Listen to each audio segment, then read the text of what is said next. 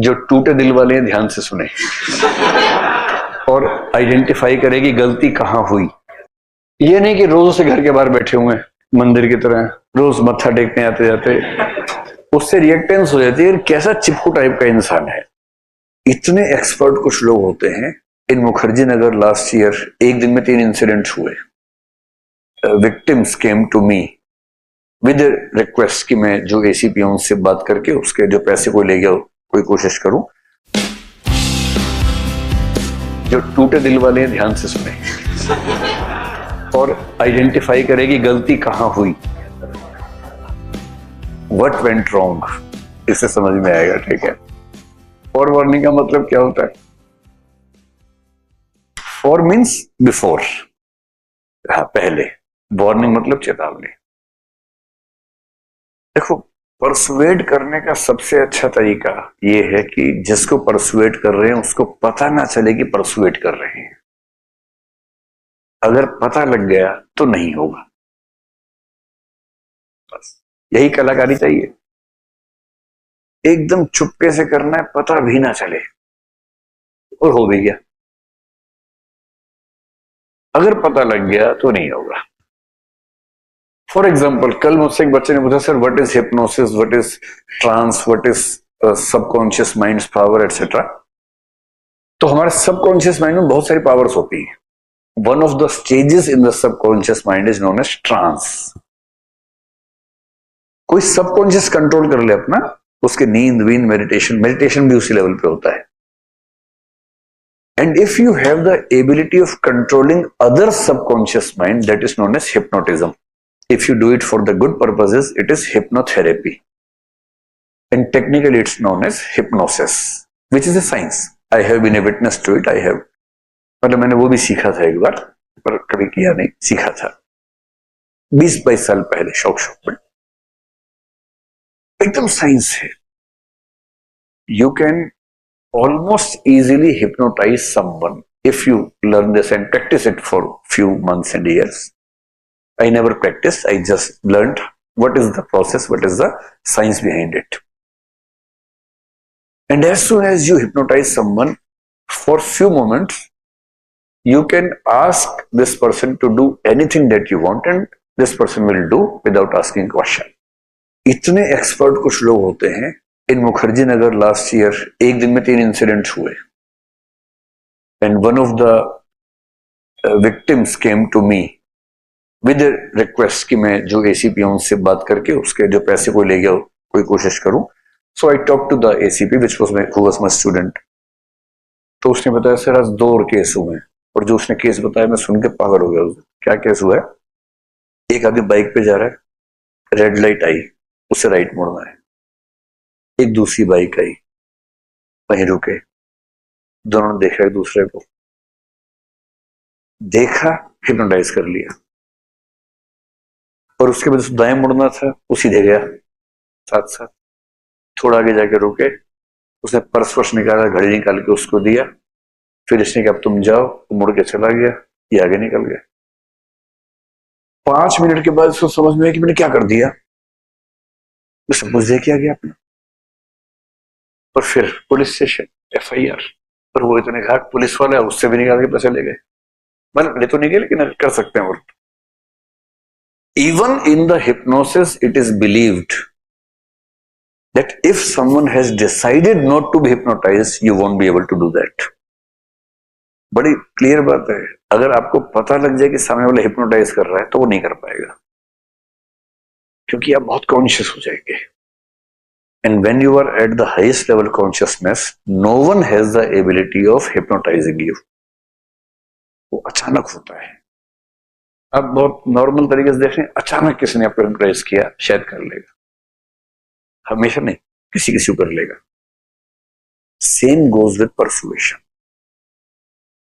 क्योंकि हमारे अंदर एक एंटीना होता है, जैसे ही हमें लगता है कोई हमें ज्ञान देने वाला है, खटाक से एंटीना खड़ा हो जाता है। ना ना ना ना, इससे बचना है, इससे दूर भागना है।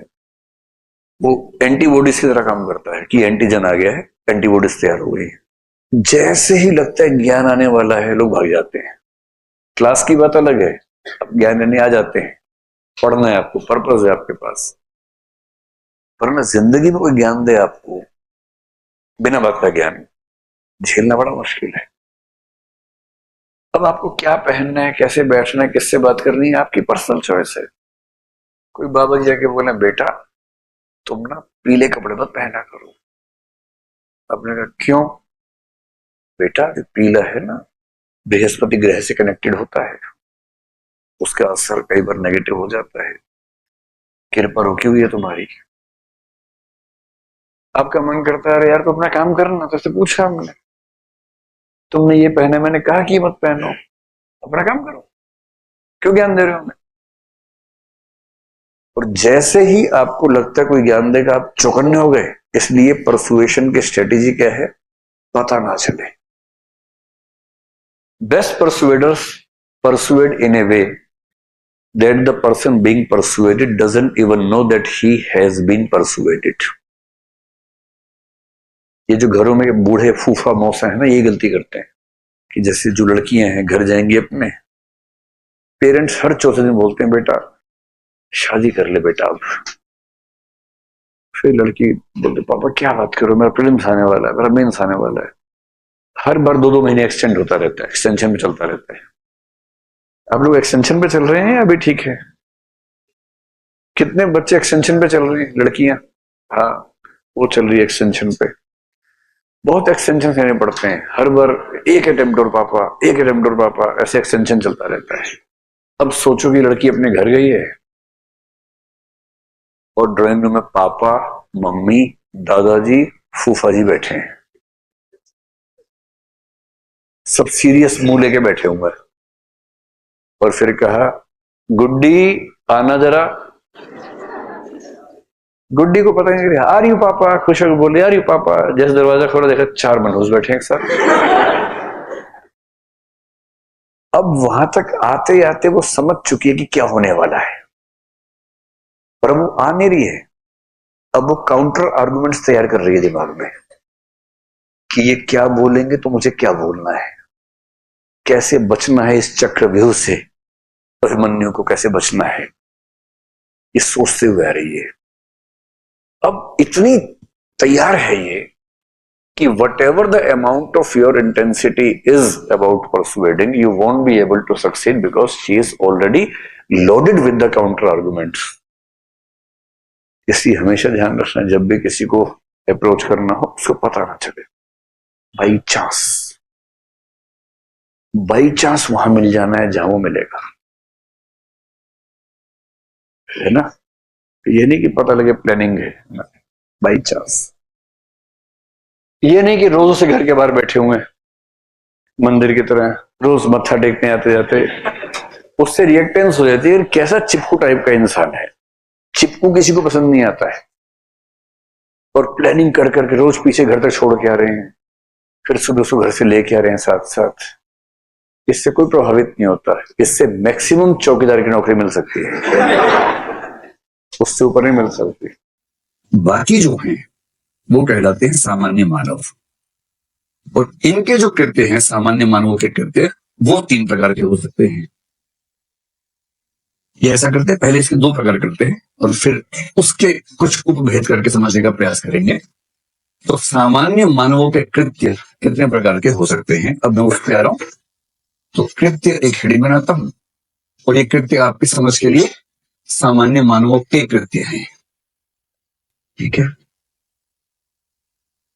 एक कृत्य हो सकता है ऐच्छिक, जिसको बोलते हैं कॉन्शियस एक्शन या वॉलंटरी एक्शन। वॉलंटरी शब्द ठीक है इसके लिए, वॉलंटरी एक्ट्स, ऐच्छिक कृत्य या स्वैच्छिक कृत्य, आपको जो भी शब्द अच्छा लगे। और दूसरा हो सकता है अनैच्छिक कृत्य।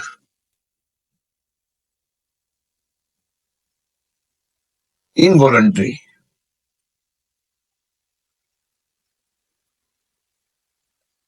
तो सामान्य मानवों द्वारा किए जाने वाले कृत्य 2 प्रकार के हैं, कौन कौन से? स्वैच्छिक और अनैच्छिक।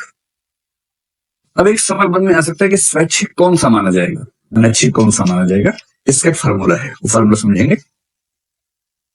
फार्मूला यह है कि ऐच्छिक कृत्य वो है जिसको करने के लिए व्यक्ति के पास संकल्प की स्वतंत्रता इस नाम की वस्तु होती है।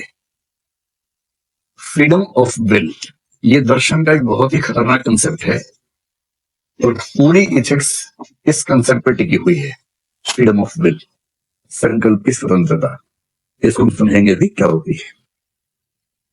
फिलहाल यूं समझने की स्वैच्छिक का मतलब जो अपन इच्छा से करते हैं, बाई चॉइस करते हैं।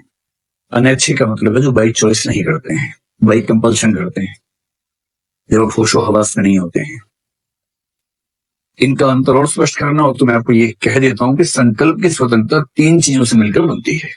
अगर ये तीनों हैं तो हम कहेंगे कि संकल्प की स्वाधीनता है आपके पास। इधर और नहीं है, तीनों होने चाहिए। 3 में से एक भी कम है तो संकल्प की स्वाधीनता नहीं है। पहली चीज क्या है? पहली चीज है शरीर और मन का स्वस्थ होना। तो शारीरिक प्लस मानसिक स्वास्थ्य। स्वास्थ्य का मतलब है कि जिम जाने की जरूरत है इसके लिए, मतलब जो कृत्य किया उस कृत्य को करने के लिए जितना स्वास्थ्य चाहिए उतना होना चाहिए। ठीक, तो यदि कोई व्यक्ति शरीर और मन से स्वस्थ है, फिट है, उस कृत्य को करने के लायक है, तो हम कहेंगे कि हाँ, पहली चीज तो पूरी हो गई। दूसरी चीज है उसके पास विकल्पों की उपलब्धता हो,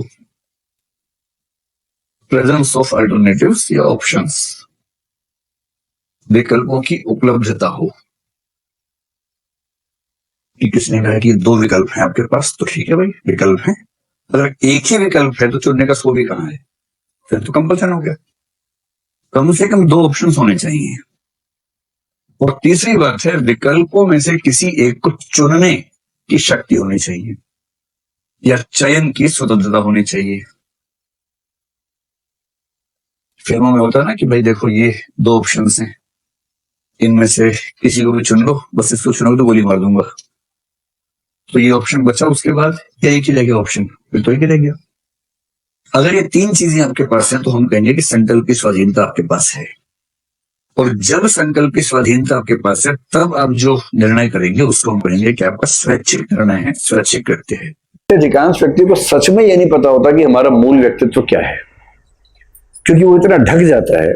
बच्चा पैदा हुआ, माँ ने कहा मैं इसको ये बनाऊंगी, बाप ने कहा ये बनाऊंगी, दादा कह रहा मैं तो ये बनाऊंगा, चाचा कह रहा मैं ये बनाऊंगा, मैं इसको रिक्शा वाला बनाऊंगा, मैं इसको पान वाला बनाऊंगा, मैं इसको ये बनाऊंगी, मैं उसको वो बनाऊंगा, सब चल रहा है। इतनी पट्टी पढ़ाते हैं बचपन में ही कि वो बच्चा भूल जाता है कि दरअसल वो क्या चाहता है। जैसे आप में से लगभग सब लोग आईएएस बनना चाहते हैं, लेकिन आप में से कम 1/4 होंगे जिनको मूलतः आईएएस बनने की इच्छा नहीं है। उनको समाज ने इतनी पट्टी पढ़ा दी है कि उनको ये भी समझ में नहीं आता कि आईएएस बनने की इच्छा उनकी अपनी इच्छा है या समाज द्वारा उनके ऊपर थोपी गई इच्छा है, ये भी समझ नहीं आता है। और ये आपके साथ ही नहीं हो रहा है, हर जगह होता है, अलग अलग तरीके से होता है। तो हम मूल व्यक्तित्व की पहचान के 2 फार्मूले समझ लेते हैं। पहला फार्मूला यह है कि किसी किसी अपवाद को छोड़ दे तो आमतौर पर यह प्रक्रिया निषेध के माध्यम से संपन्न होती है। निषेध की प्रक्रिया, इसका अर्थ क्या हुआ? मतलब मैं कुछ अपवाद छोड़ के कह रहा हूं। कोई बच्चा बचपन से कविता लिख रहा है, पेरेंट्स कह रहे बेटा पढ़ लो, कह रहे नहीं पापा मुझे कविता ही लिखनी है, मुझे हिमालय की गोद में जाके छोड़ दो, मैं कविता ही लिखूंगा छायावादी। पेरेंट्स को भी लग गया खिसका हुआ, जाके वहां छोड़ दिया, कविताएं लिखता है, बाद में महाकवि बन गया, उसको नोबेल पुरस्कार मिला। पेरेंट्स कह रहे हमने बचपन में छोड़ दिया था, तब से अच्छा कवि बन गया है। ऐसी कम घटनाएं हैं ना। ज्यादा क्या है कि बच्चा भी कंफ्यूज है। एक दिन बोलता है बड़ा होकर कुल्फी बेचूंगा, क्योंकि ये कितनी भी खा सकता है, मुझे तो एक ही मिलती है हफ्ते में। तो फिर कुछ दिन में सोचता कुल्फी वाला ठीक नहीं है। फिर वो लड़का है तो बोलता है मैकेनिक बनूंगा, मैं बिजली की तार ठीक करूंगा, उसको पेचकस से खेलना अच्छा लगता है तो ऐसी बात करता है। चेंज होता रहता है। इसका एक तरीका ये होता है कि आपके अंदर जो जो संभावनाएं आप ट्राई करते जाइए। आपने ए ट्राई किया, मैं ए बनूंगा, कुछ दिन में समझ में आया कि ये तो बकवास है। ऐसा होता है जीवन में कभी कि एक विकल्प ट्राई किया, मैं विकल्प करियर के सेंस में कह रहा हूं मैं सिर्फ करियर और भविष्य के सेंस में कह रहा हूं। बाकी हर सेंस आपकी अपनी सेंस है, चाहे वो सेंस हो चाहे नॉन सेंस हो, कुछ भी हो। मैं केवल करियर के सेंस में कह रहा हूं, ठीक है। आपने एक करियर ऑप्शन ट्राई किया, अब मैं करियर बोलूंगा बीच बीच में, करियर ऑप्शन ट्राई किया, कुछ ही दिनों में लगा अरे यार ये तो बकवास है। वो बात नहीं है। जो मुझ में है वो बात नहीं है। फिर बी ट्राई किया, ये भी चौपट निकला। सी ट्राई किया, वो भी चौपट निकला। डी ट्राई किया, ये भी चौपट निकला। ई में लगा हाँ ठीक है, फिर भी ठीक है। और किसी को जो मौका मिला एफ ट्राई कर, अरे ये है ना बात, अब जाके मन मस्त हुआ है। एक तो ये तरीका है। आमतौर पर विभिन्न विकल्पों को खारिज करते करते आप उस विकल्प तक पहुंच जाते हैं जो विकल्प दरअसल आपके मूल व्यक्तित्व से जुड़ा हुआ था। एक तो ये है। पर क्या खारिज हर व्यक्ति कर पाता है? या दुनिया के या कम से कम भारत के कम से कम 90% व्यक्ति अपना जीवन उन विकल्पों के साथ जी रहे हैं जो दरअसल उनके मूल व्यक्तित्व के विकल्प नहीं है, किंतु वो ऐसा फंसे हैं कि निकल नहीं सकते वहां से। आप सहमत हैं? अपने पेरेंट्स को याद करके बताइए। याद मतलब सोच के उनके बारे में बताइए कि वो, जैसे आपके फादर अगर नौकरी करते हैं तो जो नौकरी कर रहे हैं आपके हिसाब से वो ये वाली नौकरी कर रहे हैं कि ये वाली नौकरी कर रहे हैं? जब कोई व्यक्ति 40-50 की उम्र में हो ना, उससे प्यार मोहब्बत से पूछे कि आप जो काम करते हैं आप उससे खुश हैं या नहीं है। अगर ईमानदारी से बताए तो, ईमानदारी से ना बताए उसको दूध के अंदर कुछ पिला दीजिए, कुछ रसायन डाल के पिला दीजिए, हैं? सुबह जो होगा सो होगा, लेकिन अभी तो ज्ञान प्राप्त कर लेंगे ना। और उसके बाद जब वो थोड़ा उस मूड में आ जाए, आज तेरा यार हवाई जहाज चलाएगा, इस मूड में जब वो आ जाए, तब उससे पूछिए कि पापा या मौसा या चाचा या ताऊ, आप जो काम करते हैं, जो नौकरी करते हैं, जो व्यवसाय करते हैं, आप उसमें खुश हैं? उसके बाद जो पाठ शुरू होगा, अखंड पाठ शुरू होगा, उसके बाद बीच में आंसू भी आएंगे, आवाज भर्राई भर्राई निकलेगी, और फिर उसमें आएगा अरे यार क्या करें, परिवार पालना है, बच्चे पालने हैं, क्या करें, मन तो इतना नहीं करता कि उठ के नौकरी पे जाऊं, पर क्या करें, बच्चे कौन पालेगा? फिर आप समझ जाएंगे बहुत मजबूर आदमी है तो। उसके मन में बड़ी इच्छा होती होगी विद्रोह करने की, छोड़ दूं ये नौकरी, मैं कुछ और करूंगा, मैं ये करूंगा, मैं वो करूंगा, लेकिन जो रिस्क इन्वॉल्व है उसमें, उस रिस्क की, मतलब खुद तो आदमी खतरा उठा लेगा, लेकिन उस रिस्क के रेंज में परिवार भी तो आ जाएगा, बच्चे भी तो आएंगे। इस वजह से वो रिस्क ले नहीं पाता। और मेरे ख्याल से भारतीय समाज के 70-80-90% लोग इन्हीं में से किसी विकल्प में उलझे रहते हैं, उलझे उलझे जिंदगी खत्म कर देते हैं। और ऐसी व्यक्तियों के लिए कौन सा शेर है? सुबह होती है शाम होती है, जिंदगी गाओ गाओ जिंदगी यूं ही तमाम होती है। बस जी रहे हैं, उठे, तैयार हुए, वही 9:30 बजे लुंज पुंज होके ऑफिस चले गए, जैसे वो पीछे धक्का दे रहा हो जाने के लिए। फिर वहां जाके अधमरे पड़े हुए हैं, शाम तक पब्लिक आई कि ये काम कर दीजिए, 1 महीने बाद आना, अभी नहीं होगा, लंच टाइम हो गया है। अभी तो 12 बजे, हाँ 12 से 4 लंच टाइम होता है हमारा। तो वो सरकारी नौकरी वाला आदमी मनहूस नहीं है बेसिकली, वो बेचारा एक ही तरह का काम करते करते जो उसके मन का काम है नहीं, मनहूसीकरण का शिकार हो गया है। कुछ लोग विद्रोह करते हैं, कबीर जैसे। ये काम किया, पेरेंट्स ने बहुत बताया कि बेटा सरकारी नौकरी है, बेटा तुम किरानी हो, किरानी मजाक समझते हो, पूरे शहर में 4 किरानी है। किरानी बिहार में क्लर्क को बोलते हैं, कि पूरे शहर में 4 ही क्लर्क हैं, उनमें से एक तुम हो। ये नौकरी बहुत मुश्किल से मिलती है, पिछले जन्म के पुण्य किए होंगे तुमने, तब तुम क्लर्क बने हो। बच्चा कह रहा है ऐसा पापा, इसको छोड़ रहे हैं, कुछ और करेंगे। बाप ओझा को बुला लाया है झाड़ फूक करवाने के लिए कि बच्चे पर आत्मा चढ़ गई, झाड़ फूक कीजिए। ओझा ने खूब झाड़ू में मारी है, उसने पलट के ओझा का झाड़ फूक कर दिया, उसके बाद लिटा लिटा के झाड़ फूक किया उसका, क्योंकि बच्चा विद्रोही है, नहीं मानता। ऐसे विद्रोह किया, कुछ दिन में कुछ और बड़ा कर लिया, पटवारी का एग्जाम पास कर लिया। अब बाप सोच रहा है अरे बाप रे बाप, इतना योग्य बच्चा मेरे घर में था, पटवारी हो गया है। तो बच्चा कह रहा पापा सोच रहे हैं कि ज्वाइन ना करें। पापा ने ओझा को फोन किया, बोला मैं नहीं आऊंगा इस बार भाई, मैं जब से पिछली बार से गया मेरा बिजनेस ठप पड़ गया, कोई बुलाता ही नहीं मुझे। बच्चा ज्वाइन नहीं करा। फिर उसने एग्जाम दिया, पुलिस इंस्पेक्टर हो गया। ओहो। उसके बाद एग्जाम दिया, डीएसपी हो गया, डीवाईएसपी, उत्तर प्रदेश पीसीएस के एग्जाम देके डीवाईएसपी सीओ सर्कल ऑफिसर हो गया है। और पापा कह रहे बेटा अब तो पूरे शहर में उठाई मारूंगा, अब तो ज्वाइन कर लूंगा। नहीं पापा, दिस इज नॉट इंटरेस्टिंग। मैं भी 24 साल का हूं और ये समय है आगे बढ़ने का। तो हम आईएएस का एग्जाम देंगे पापा। आईएएस का एग्जाम दिया, आईएएस भी हो गया। अब तो बाप ने बोलने बंद कर दिया। बाप ने ज्वाइन तो नहीं करोगे ना? बाप मेरा कुछ और करेगा लगता है, इसके बाद राष्ट्रपति का एग्जाम देगा इसके बाद। बेटा ज्वाइन तो नहीं करोगे ना? क्योंकि है बंदे में दम है तो हर चीज खारिज करता है। कुछ दिन गया, 4 महीने काम किया, मजा नहीं आया, छोड़ो इसको, कुछ और करेंगे, कुछ और करेंगे। और आईएएस में ज्वाइन कर लिया, 4 महीने बाद घर पे आया, पापा ने कहा बेटा बड़ा सारा सामान लेके आए हो। बोला छोड़ आए हैं पापा। अब क्या करोगे? पापा खेती करेंगे, ऑर्गेनिक फार्मिंग। अब आप समझ रहे बाप जीवित रहेगा, सदमे से मर जाएगा।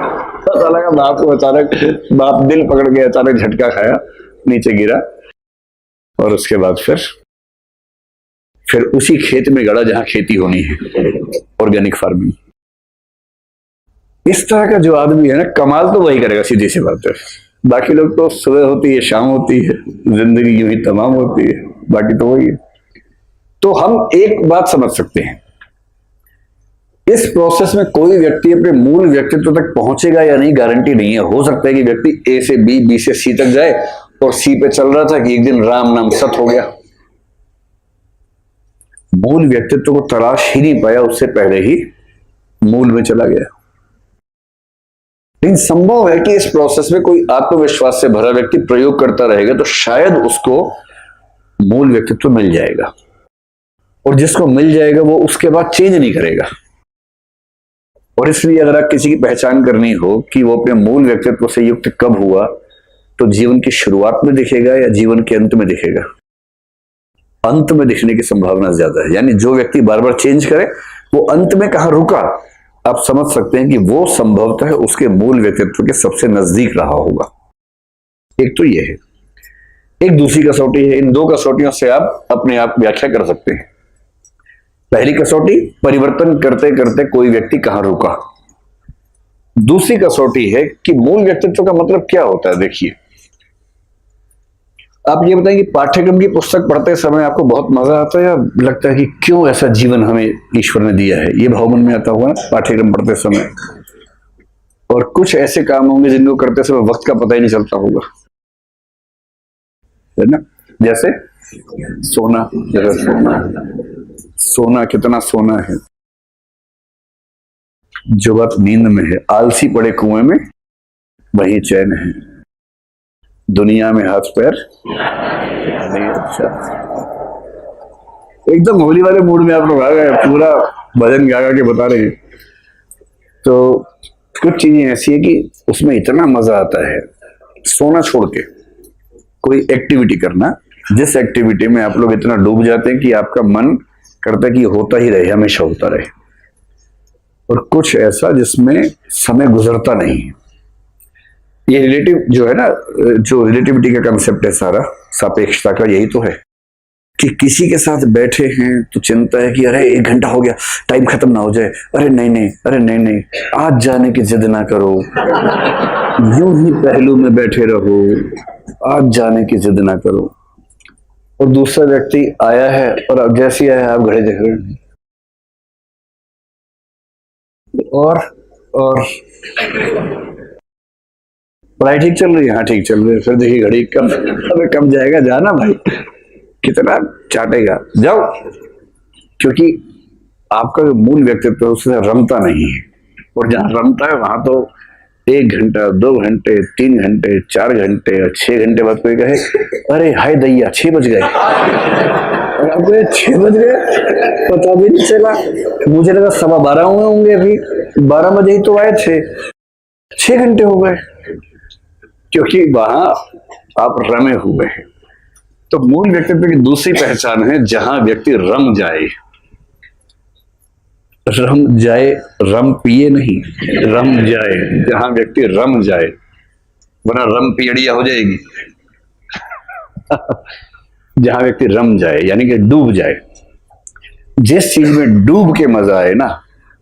अगर किसी व्यक्ति का प्रोफेशन ऐसा हो जिसमें वो डूब जाता हो। यहां डूबने का मतलब आनंद में डूब जाना है, डूब जाता हो।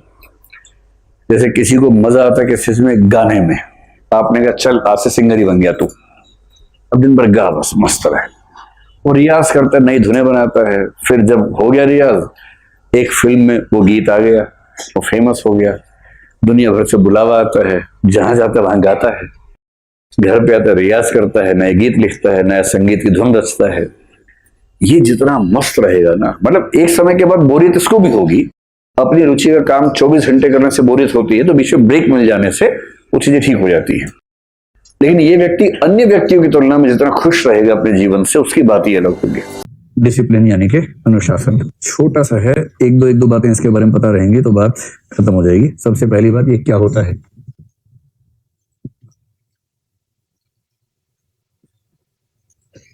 ठीक, आपके मन में आएगा क्यों होता है, नंबर 2 पे लिखो।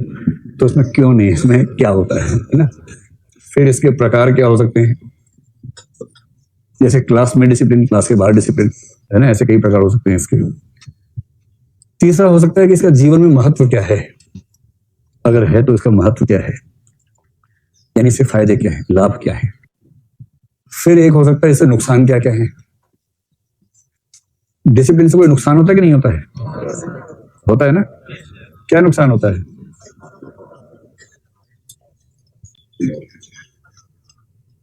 जो सबसे गोलू बच्चे होते हैं ना, इसीलिए बहुत आगे नहीं बढ़ पाते, क्योंकि डिसिप्लिन ज्यादा हो जाता है उनके अंदर, मतलब कुछ मौलिक नहीं कर पाते। Out of the box thinking जो होती है ना, जो स्कूल की दीवार टाप के कूदा ही नहीं कभी, वो आउट ऑफ द बॉक्स क्या सोचेगा? जो बॉक्स में ही रह के सोचता रहा, जो बॉक्स से टापा ही नहीं कभी, क्या सोचेगा? आप ऐसे कितने लोग स्कूल से भागे कभी ना कभी? क्या बात है। और कितने बच्चे कभी स्कूल की दीवार से कूद के नहीं भाग पाए? ऐसे लोग हाथ खड़ा कर लें जिन्होंने कॉलेज के जीवन में जितनी क्लास आपने की उससे ज्यादा नंबर में बंक की, ऐसे लोग हाथ खड़ा करें। बस आप ही लोगों से देश को उम्मीद है, बस आप ही लोग देश को आगे बढ़ाएंगे। Very good, very good. चलिए इसमें चलिए। अनुशासन एक वर्च्यू है, वह सद्गुण। तो अनुशासन एक वर्च्यू है, और वर्च्यू बेसिकली क्या होता है? मूल्य होता है। जो मूल्य आत्मसात हो जाए वो वर्च्यू हो जाता है। तो अनुशासन वह सद्गुण है जिससे क्या होता है, जिसके तहत जो हमें एक विशेष तरीके से व्यवहार करना सिखाता है। कैसे? वह सद्गुण जो व्यवहार करना सिखाता है। कैसा व्यवहार करना सिखाता है? वह व्यवहार जो नियमों, रूल्स हैं, रेगुलेशंस हैं, एक्सपेक्टेशंस हैं, और जो भी कानून है, जो नियमों, कानूनों, और क्या शब्द हो सकता है, प्रोसीजर को क्या बोलेंगे, प्रक्रिया, जो नियमों, कानूनों और प्रक्रियाओं से सुसंगत हो।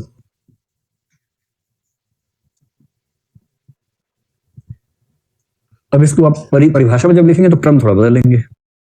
वह सद्गुण जो नियमों, कानूनों, प्रक्रियाओं से सुसंगत व्यवहार करना सिखाता है, वह सद्गुण अनुशासन कहलाता है। बस सो सिंपल। डिसिप्लिन इतना ही है कि कुछ नियम है जिनको आप फॉलो करते हैं रिगरसली, कुछ कानून है आप उनको ठीक से फॉलो करते हैं, कुछ प्रोसीजर्स है उनको ठीक से फॉलो करते हैं, तो आप अनुशासन में हैं। सिंपल, ठीक। अनुशासन में जो व्यवहार है, उस व्यवहार में दोनों पक्ष होते हैं। व्यवहार का मतलब है कुछ करना और कुछ न करना, दोनों चीजें। यानी नियमों के तहत करेंगे, और नियम ये भी बताते हैं क्या नहीं करना है। नियम अगर बताता है कि ये नहीं करना है तो वो नहीं करेंगे।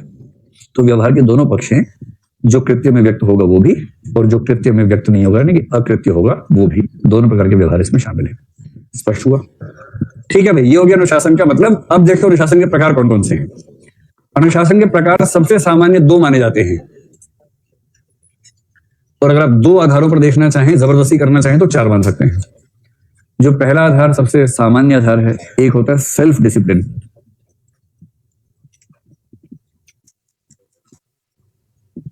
सेल्फ डिसिप्लिन, इसे क्या बोलेंगे? स्व अनुशासन, स्व अनुशासन या आत्म अनुशासन। आत्म अनुशासन भी चलता है, प्रसिद्ध शब्द है। और दूसरा होता है इम्पोज्ड डिसिप्लिन। आप कहने के लिए कह सकते हैं पर अनुशासन। तो पहली बात, प्रकारों में पहला प्रकार है सेल्फ डिसिप्लिन और इम्पोज डिसिप्लिन। स्व यानी आत्म अनुशासन, और आरोपित, बड़ा अच्छा शब्द है भाई, वेरी गुड। आरोपित अनुशासन, क्या बात है, जबरदस्त। आरोपित अनुशासन, और ये हो गया आत्म अनुशासन। ठीक है, तो ये बताइए कि व्यक्ति के जीवन की शुरुआत में इनमें से कौन सा होता है? तो प्रायः बचपन में सिखाया जाता है, तो वो होता है आरोपित अनुशासन। और ये सिखाने के दो ही तरीके, स्टिक एंड कैरेट। तो स्टिक एंड कैरेट, तो मतलब थोड़े टॉफी दे दी बच्चों को, जिसने अच्छा किया ताली बजवा दी, जिसने खराब किया उसको लगा दी 2-4 झापड़ा मुक्के मार दिए। तो इससे बच्चे मुर्गे बनते बनते इंसान बन जाते हैं। इस भाव से ये सब किया जाता है। ठीक है, एक उम्र के बाद देखिए, बहुत छोटे बच्चे में सेल्फ डिसिप्लिन अगर है तो बहुत चिंता की बात है। और मैं इसलिए बार बार गोलू बच्चों को बहुत विरोध करता हूँ। गोलू वो है जो बचपन से ही अनुशासित हो जाता है, आप अनुशासित हो जाता है। सेल्फ डिसिप्लिन कैसे आता है? इसे महात्मा गांधी और मार्क्स दोनों ने एक कंसेप्ट दिया है। इस कंसेप्ट का इस्तेमाल कहीं करना हो तो जीवन में कर लीजिएगा। इसको बोलते हैं एनलाइटेंड सेल्फ इंटरेस्ट। अब ये मत कहना बड़ा लिखो, इससे बड़ा नहीं हो सकता। Enlightened, ENLIGHTENED, enlightened, enlightened self interest. इसके लिए हिंदी में जो शब्द चलता है वो है प्रबुद्ध स्वहित। आपने एक शब्द सुना है, अराजकतावाद, अनार्किज्म। अनार्किज्म वो विचारधारा है जिसके लोग मानते हैं कि राज्य को होना ही नहीं चाहिए। राज्य, शासन तंत्र, व्यवस्था, ये सब बकवास चीजें हैं, ये सब नहीं होनी चाहिए। तो उनसे, जैसे महात्मा गांधी अनार्किस्ट हैं, कार्ल मार्क्स अनार्किस्ट है, दोनों अनार्किस्ट लोग हैं। मार्क्स हिंसा के माध्यम से राज्य को खत्म करना चाहता है, गांधी जी शांति से खत्म करना चाहते हैं, लेकिन दोनों मानते हैं कि राज्य को नहीं होना चाहिए। और राज्य क्यों ना हो, उसके तर्क दोनों के अलग अलग हैं। मार्क्स मानता है कि राज्य शोषक वर्ग के हाथ की कठपुतली है, वो शोषण बढ़ाता है। महात्मा गांधी मानते हैं कि राज्य व्यक्ति की जो आत्मिक स्वाधीनता है उसको बाधित करता है, इसलिए राज्य नहीं होना चाहिए। लेकिन दोनों में एक बात की सहमति है, क्योंकि हम सोचते हैं कि राज्य के बिना काम कैसे चलेगा? जब पुलिस नहीं होगी, सेना नहीं होगी, सरकार नहीं होगी, काम कैसे चलेगा? नियम कैसे काम करेंगे? इसका उत्तर दोनों के पास एक ही है। दोनों के पास मतलब सबके पास एक ही, जो भी एनार्किस्ट हैं, वो ये है। इसको वो एग्जाम्पल लेते हैं ह्यूमन बींग्स का, और वो एग्जाम्पल आप अपने जीवन से भी देख सकते हैं। आप में से कुछ बच्चे ऐसे जरूर होंगे जिनको बचपन में पढ़ाना उनके माँ बाप के लिए एक जटिल और श्रमसाध्य कार्य रहता होगा। छठी का दूध याद आ जाता होगा पेरेंट्स को बच्चों को पढ़ाने में, होमवर्क करवाने में। कितने बच्चे ऐसे हैं आप में से जिन्होंने पेरेंट्स को छठी का दूध याद दिलाया है? हाँ हाँ, बहुत बढ़िया। पढ़ाने के लिए बिठाया तो मुंह लटका के बैठ गए, किताब सामने रखी है, ऐसे ऐसे कर रहे हैं, लो पढ़ा लो। पेरेंट्स तो आपको और किताब को प्रकाश की उपस्थिति में आमने सामने ला सकते हैं मैक्सिमम, इससे ज्यादा क्या कर लेंगे? दिमाग के अंदर जाएगा नहीं तो आप डिसाइड करेंगे, आप कहेंगे ले दिमाग के अंदर भेज के दिखाओ, बिठा लो सामने, किताब के सामने, दम है तो कोई बात अंदर चली जाए मेरे। अब इससे तुलना कीजिए आज की। तो जो बच्चे बचपन में पढ़ने को लेकर एकदम तैयार नहीं होते थे, पेरेंट्स की पिटाई और तोड़ाई आदि के बाद ही काम करते थे, अब वो लोग जब पढ़ते हैं तो उनको किसी बाहरी नियंत्रण की जरूरत नहीं है, अपने आप पढ़ते हैं, 12-12 घंटे पढ़ते हैं। जिस दिन न पढ़ पाए तनाव में आ जाते हैं, कोई दोस्त डिस्टर्ब करे परेशान हो जाते हैं, और वो चाहते हैं कि उनकी पढ़ाई के बीच में कोई ना आए। इसका मतलब सिर्फ इतना हुआ कि पहले उनको अपने हित की सही पहचान नहीं थी। पेरेंट्स ये तो कह रहे थे कि बेटा पढ़ लो, पढ़ाई काम आएगी, लेकिन तब बच्चा नहीं समझता, उसको लगता है अजीब टाइप के लोग हैं, सारा मजा आ रहा है खेलने में, कह रहे पढ़ाई काम आएगी, तो बच्चा नहीं समझ पाता इस बात को। लेकिन अब आपको रियलाइज हो गया कि दरअसल पढ़ाई काम आएगी ठीक से। और जैसे प्रबुद्ध होकर आपने अपने हित को पहचान लिया, बाहरी अनुशासन की, आरोपित अनुशासन की जरूरत खत्म हो गई, आप आत्म अनुशासन की स्थिति में आ गए। अब पेरेंट्स उल्टा बोलते होंगे कि बेटा इतना मत पढ़ो, आंख के नीचे झाई पड़ जाएगी बेटा, शादी नहीं होगी बेटा, कम पढ़ो बेटा, लाइट ठीक रखो बेटा, 8 घंटे काफी है बेटा, इतना मत पढ़ो, पढ़ पढ़ के दुबली हो गई हो बेटा। अब पेरेंट्स ये बोलते होंगे, क्योंकि पहले चिंता थी कि पढ़ नहीं रही है, अब चिंता है कि छोड़ दे रही किताब को, क्योंकि अब आप प्रबुद्ध स्वहित के बिंदु पर आ गए। बात समझ में आ गई? जब व्यक्ति में प्रबुद्ध स्वहित की पहचान आ जाती है, और जैसे ये शब्द लिखो, जिक्र कर देना कि महात्मा गांधी ने कहा है कि जब व्यक्ति को प्रबुद्ध स्वहित की पहचान हो जाती है तो उसके अंदर आत्म अनुशासन अपने आप विकसित हो जाता है, सेल्फ डिसिप्लिन। इसलिए सेल्फ डिसिप्लिन लाने के लिए केवल एक सेंस ऑफ अंडरस्टैंडिंग, एक समझदारी की जरूरत है। व्यक्ति को समझ में आ जाए कि ये काम मेरे पेरेंट्स के हित में नहीं है, मेरे हित में है, ये मेरे टीचर के हित में नहीं है, ये मेरे हित में है। और जैसे ही ये समझ में आता है कि मेरे हित में है, आमतौर पर व्यक्ति अनुशासित हो जाता है। इसी को कहते हैं मैच्योरिटी। मैच्योरिटी के 50 लक्षणों में से एक ये भी है कि ये समझ में आ जाए कि जिस बात पर पेरेंट्स बल दे रहे थे उसका फायदा उनको नहीं मिलेगा, मुझे मिलेगा। ये रियलाइज होते ही अनुशासन आता है। दूसरे स्तर पे कहना हो तो आप कह सकते हैं, एक होता है डिसिप्लिन पर्सनल लाइफ में, एक होता है प्रोफेशनल लाइफ में। तो डिसिप्लिन इन पर्सनल लाइफ, निजी जीवन में अनुशासन, और डिसिप्लिन इन प्रोफेशनल लाइफ, व्यावसायिक जीवन में अनुशासन। पर्सनल लाइफ के अनुशासन का मतलब क्या हुआ? जैसे सुबह कितने बजे उठना है, आप लोगों का उठने का समय फिक्स रहता है या रोज रैंडम चलता है? फिक्स रहता है ना, कि एक टाइम फिक्स है, सुबह 5 बजे या सुबह 6 बजे, जो भी है, बेशक सुबह 11 बजे लेकिन फिक्स है। अगर फिक्स रहता है तो डिसिप्लिन हुआ।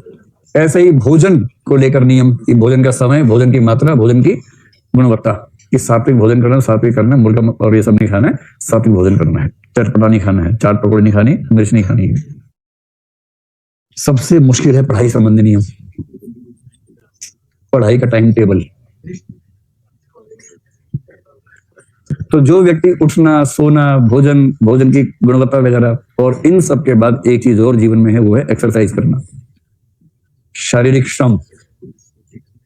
और शारीरिक श्रम के अलावा एक होता है, अगर किसी को योग या प्राणायाम या ध्यान आदि का भी नियम है, रोज आधा घंटा ध्यान रखना है, आंख बंद करके ध्यान में डूब जाना है।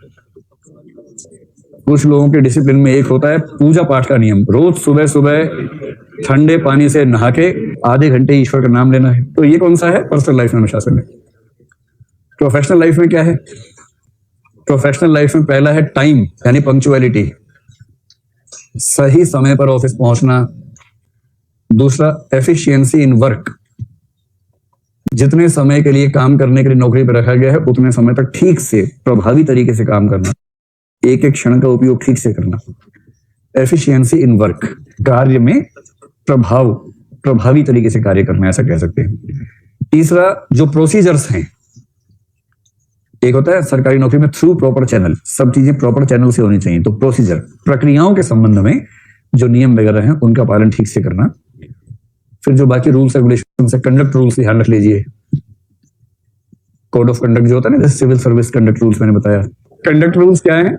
जो आचरण संबंधी, नैतिकता संबंधी नियम है वो सब। तो ऑफिस में इन सबको फॉलो करना, ठीक, इन सबको फॉलो करना, इसको बोलेंगे डिसिप्लिन इन ऑफिशियल लाइफ। चलिए, इसके बाद इसका महत्व क्या है, इसका फायदा क्या क्या है?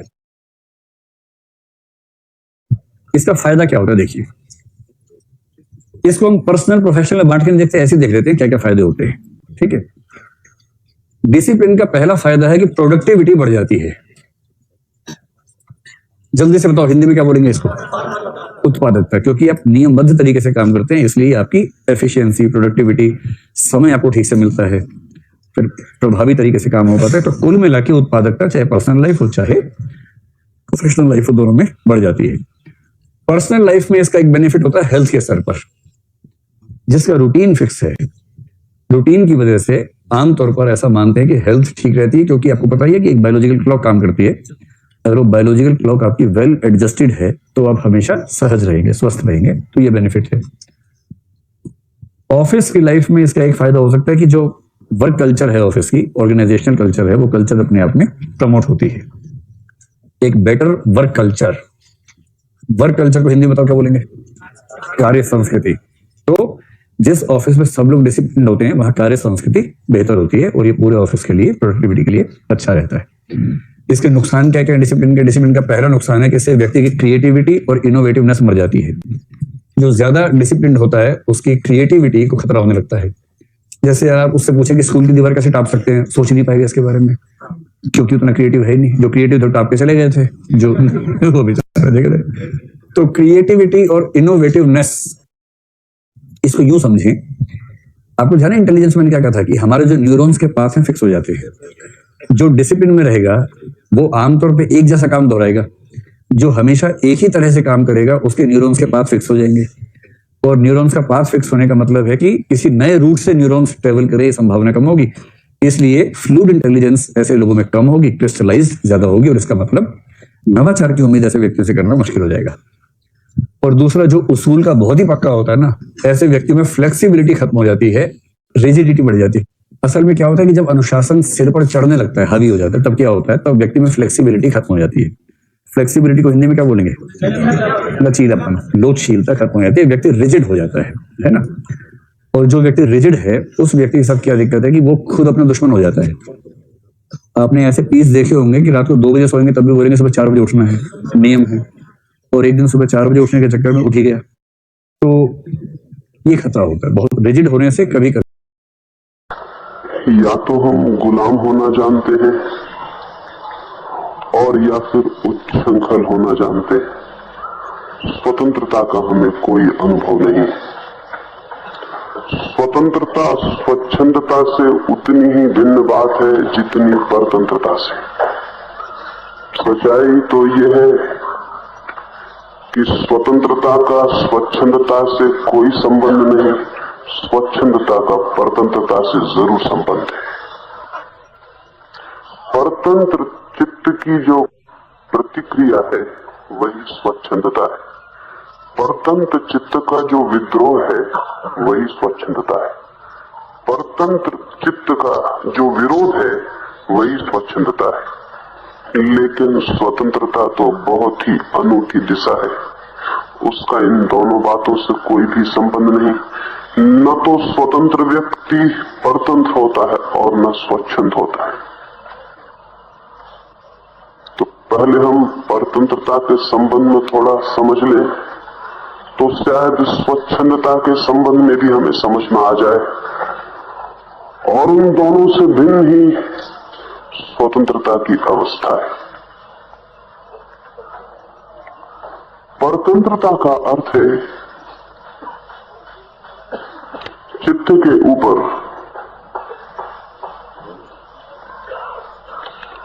दूसरे लोगों के द्वारा थोपा गया तंत्र, समाज के द्वारा वो जो कलेक्टिव माइंड है, वो जो समूह चित्त है, उसके द्वारा व्यक्ति को जहां जहां बांधा गया है।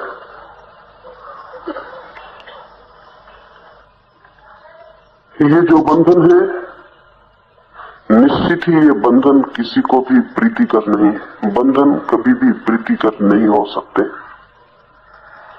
उन बंधनों के प्रति सहज ही भीतर एक विरोध है।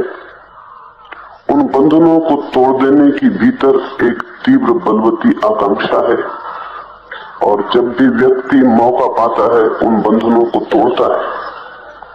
ऐसे परतंत्रता को तोड़ने से, परतंत्रता के विरोध में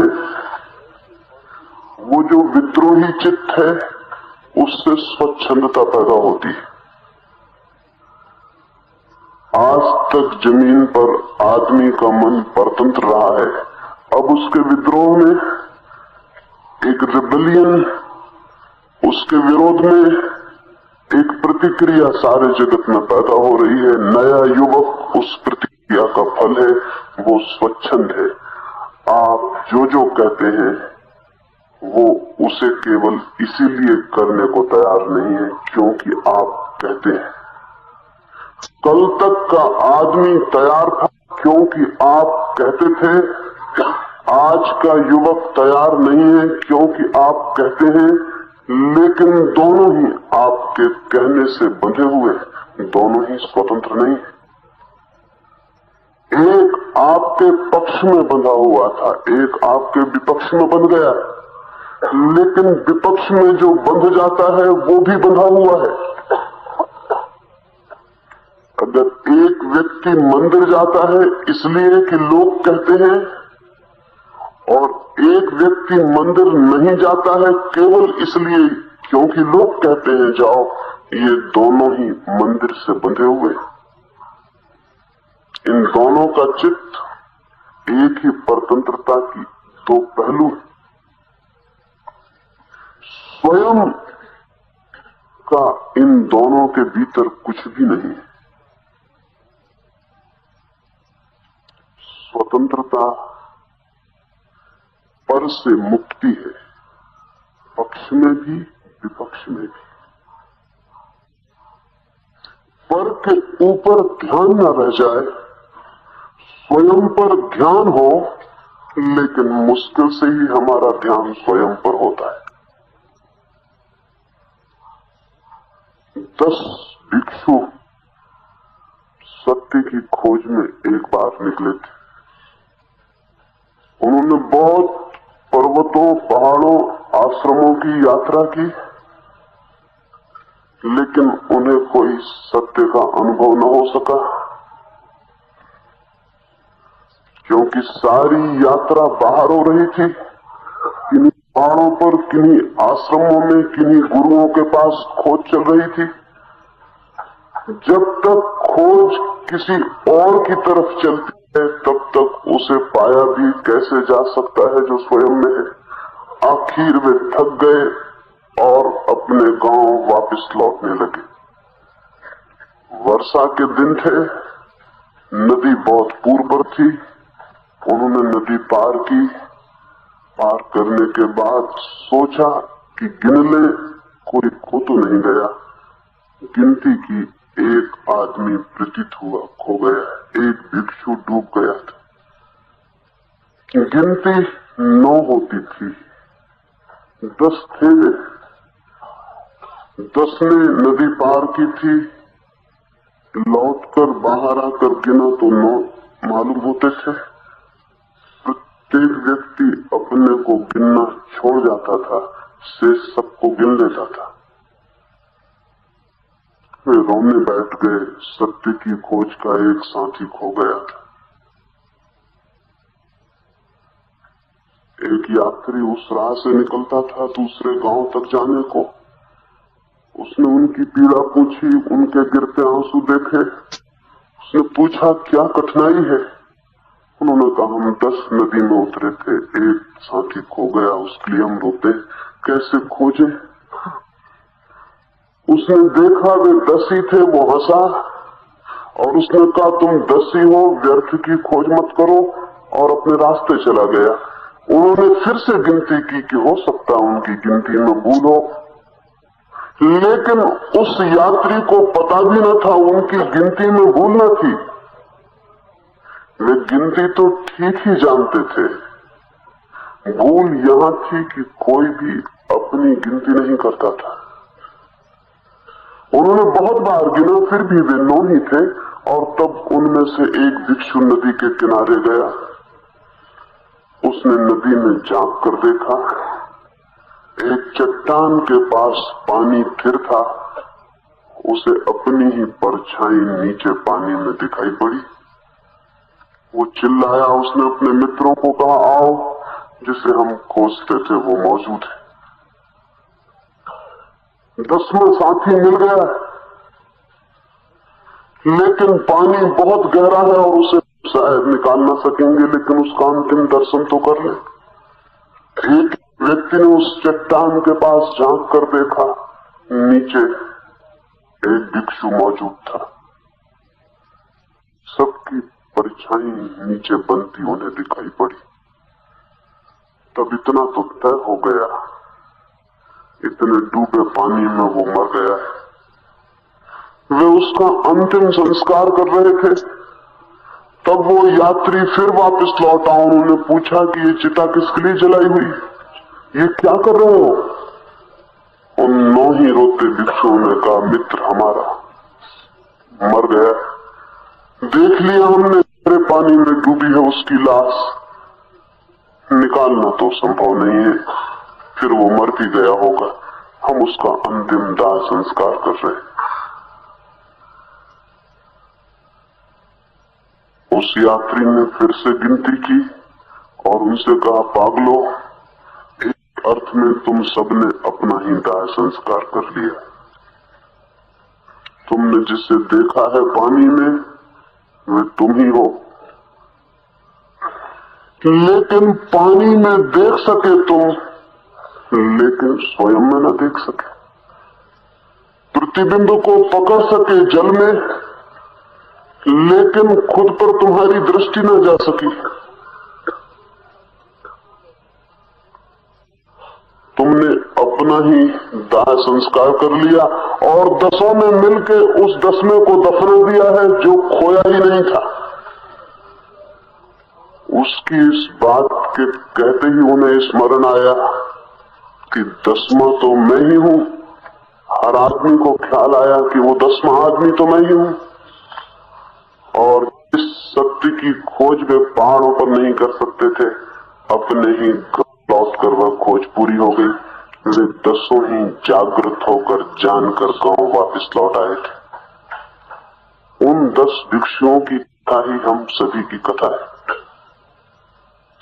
एक को भरम छोड़ जाते हैं, स्वयं को,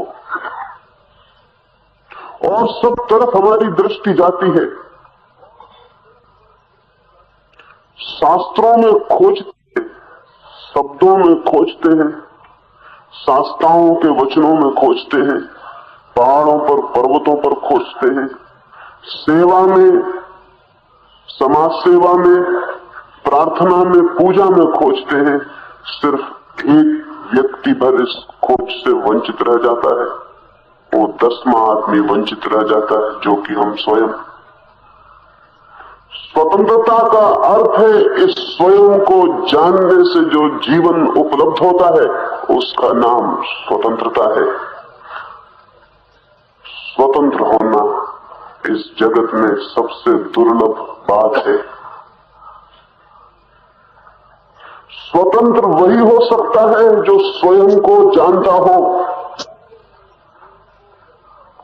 जो स्वयं को नहीं जानता वो परतंत्र हो सकता है या स्वच्छंद हो सकता है, लेकिन स्वतंत्र नहीं। तो जिस स्वतंत्रता की सुबह मैंने बात की है, वो स्वयं को जाने बिना पूरी तरह फलित नहीं हो सकती। लेकिन उस तरफ चलने के लिए परतंत्रता को तोड़ देना जरूरी है। और स्मरण रखें, जिसके चित्त से परतंत्रता पूरी तरह विलीन हो जाती है, उसके चित्त से स्वच्छंदता भी अपने आप विलीन हो जाती है, क्योंकि स्वच्छंदता परतंत्रता की छाया शैडो से ज्यादा नहीं है।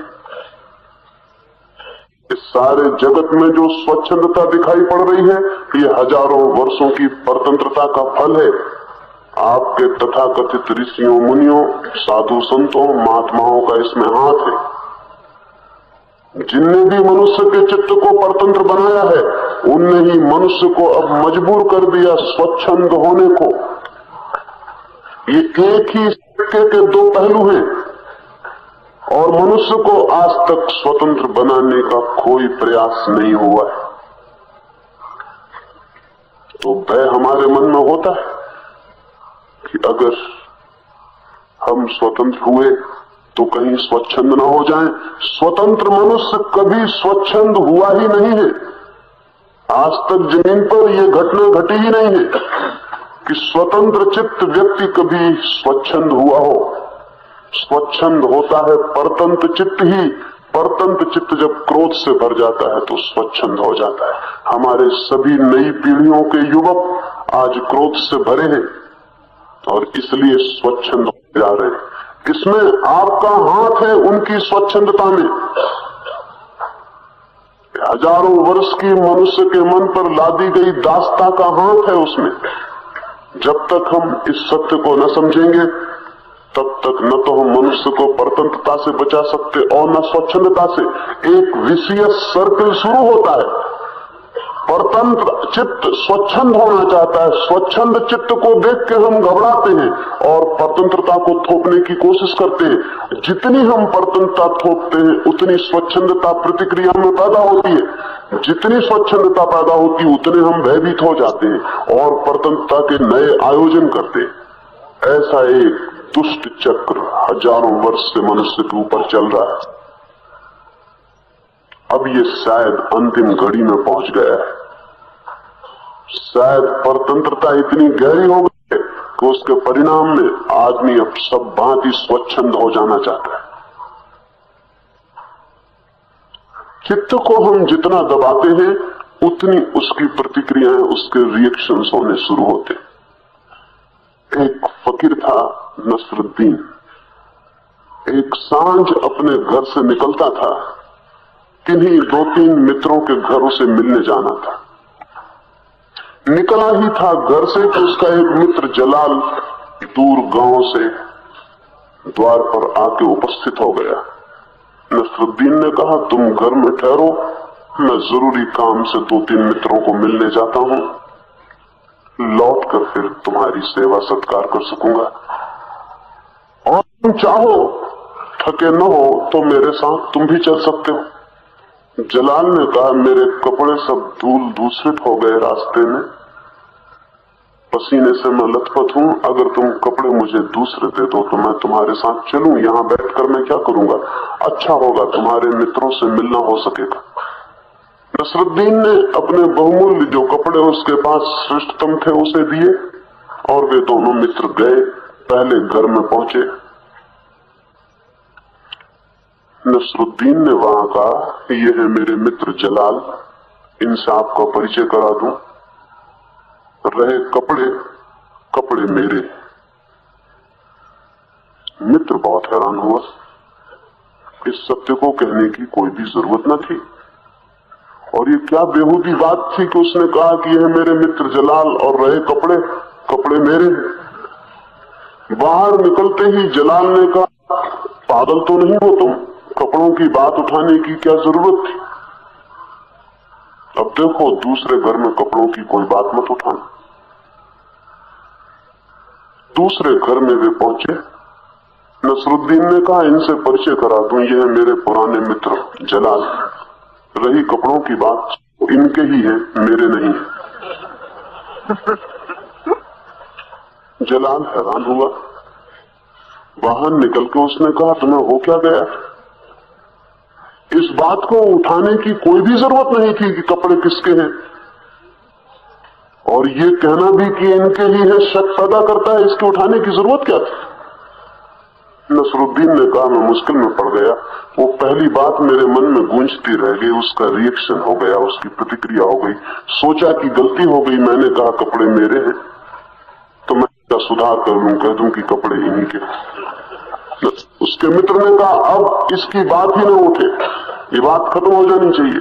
वे तीसरे मित्र के घर में पहुंचे। नसरुद्दीन ने कहा, ये है मेरे मित्र जलाल, रही कपड़ों की बात उठाना उचित नहीं।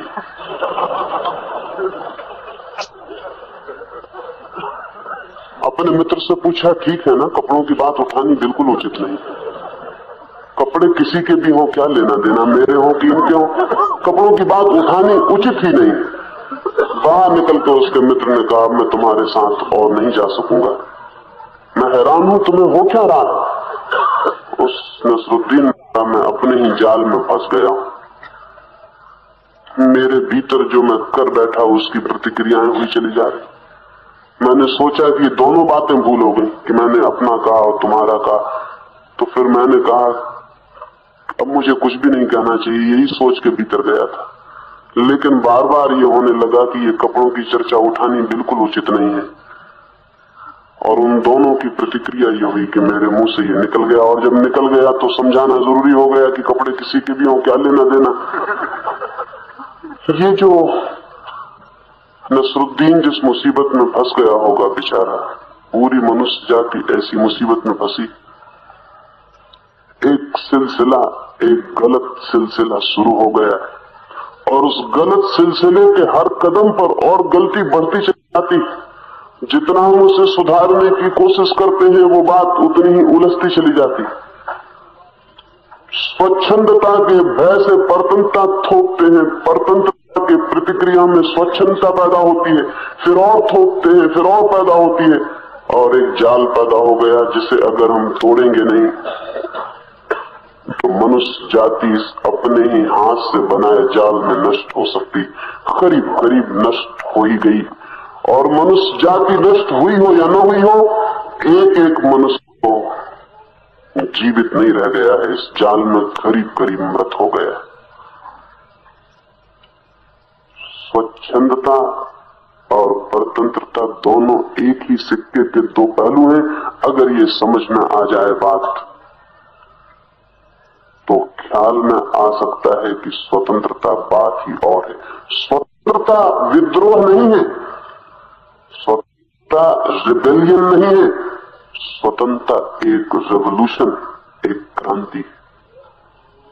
विद्रोह किसी के खिलाफ होता है, और जिसके खिलाफ हम खड़े होते हैं हम उससे बंध जाते हैं,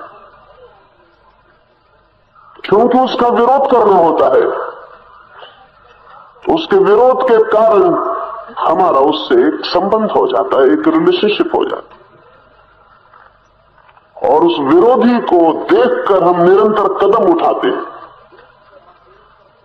हिंदुस्तान में मुसलमान आए और उन्होंने मंदिर तोड़ने शुरू कर दिए। मंदिर तोड़ने की वजह से वे मंदिरों से बन गए, उतने ही जितने के मंदिरों को बनाने वाले बंधे हुए थे। वे मंदिरों से मुक्त न रह सके, मंदिर उनके प्राण लेने लगे, सपनों में उन्हें सताने लगे, उनका चित्त मंदिरों पर घूम घूम के पहुंचने लगा, उतना ही जितना कि उनका पहुंचता होगा जो कि मंदिरों को बनाते, शायद उनसे ज्यादा। मूर्ति को बनाने वाला, मूर्ति को तोड़ने वाला, दोनों मूर्ति के भक्त होते हैं। एक मित्र भक्त होता है, एक शत्रु भक्त होता है, लेकिन दोनों का चित्त वहीं घूमता रहता है।